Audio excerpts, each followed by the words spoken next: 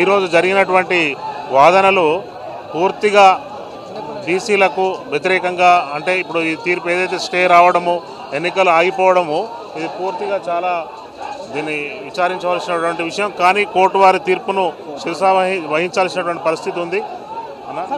Reason ఏం చెప్తుంది court stay ఇవ్వడానికి గల రీజన్ ఏంటి? ఈ రోజు 2 రోజుల నుంచి జరుగుతున్న ఈ బీసీ రిజర్వేషన్ 42% లోకల్ బాడీ ఎలక్షన్ల పైన నిన్న పిటిషనర్ తరఫున ఆర్గ్యుమెంట్స్ జరిగాయండి. ఈరోజు గవర్నమెంట్ తరఫున ఏజీ గారు అలాగే రవికుమార్ వర్మ గారు ఆన్లైన్లో దానిపైన రెస్పాండెంట్ తరఫున ప్రతివాదన వినిపించారు. ప్రతివాదనలు విన్న తర్వాత చీఫ్ జస్టిస్ గారు ధర్మాసనం ఏం చెప్పారంటే ఇది ఇంటర్లాకేటరీ స్టేజ్లోనే ఉంది, ఫైనల్ ఆర్గ్యుమెంట్ స్టేజ్లో లేదు. కాబట్టి ఏదైతే GOMS నంబర్ 9ని 42% లోకల్ బాడీ ఎలక్షన్స్లో బీసీలకు రిజర్వేషన్ ఇచ్చే దాన్ని స్టే చేస్తూ 4 వారాలకు స్టే చేశారు.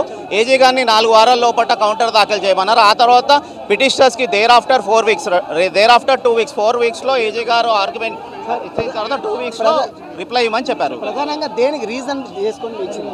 ఇప్పటికీ రీజన్ అయితే ఏమి చెప్పలేదు. హైకోర్టు వారు 4 వారాల పాటు నోటీస్కి ఇచ్చి 1 వారం 2 వారాల వరకు స్టే చేయడం జరిగింది.